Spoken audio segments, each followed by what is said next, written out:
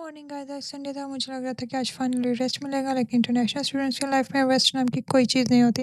हम सुबह सुबह उठे, फुल मोटिवेटेड थे। दो प्लान से, पहले एक डॉक्यूमेंट्स रिसीव करने जाएंगे और फिर ग्रोसरी के लिए हम निकले घर से। ऑनेस्टली वेदर बहुत मज़े का था, ना ज़्यादा धूप थी ना ठंड थी, एक परफेक्ट कोजी समर वाइब्स आ रही थी। रास्ते में मेरी फ्रेंड्स को, मैडम जी को फ्लावर मिल गए और उन्होंने नेचर से फ्रेंडशिप कर ली। एकदम मूवी सीन चल रहा था उनका, लेकिन मेरे दिल में दुआ थी कि अल्लाह जी आज मुझे ये डॉक्यूमेंट मिल जाए, क्योंकि इस डॉक्यूमेंट के लिए मैंने बहुत चक्कर लगाए थे। तो फाइनली मुझे डॉक्यूमेंट मिल गया और खुशी-खुशी मैं ऑफ़िस से निकली। फिर हमने सोचा अब ग्रोसरी के लिए जाते हैं, क्योंकि अब तो मैं खुश थी, तो अब ज़्यादा अच्छी ग्रोसरी करेंगे हम दोनों मिलके। तो फिर हमने रोड क्रॉस किया और सामने ग्रोसरी स्टोर की तरफ गए। हमने लेनी तो 1-2 चीज़ें थी, लेकिन ग्रोसरी स्टोर में एंटर होते ही हम अपनी औकात भूल जाते हैं एज़ यूजुअल। ये भी चाहिए, वो भी चाहिए, सारा कुछ लेके हमने बकेट भर दी। और फिर उसके बाद क्या होता है, हमसे वो वेट उठाया ही नहीं जाता। बस हम चीज़ें उठाते गए और एंड में बिल्स और बैग दोनों इतने हैवी हो गए कि हमसे उठा ही नहीं गए।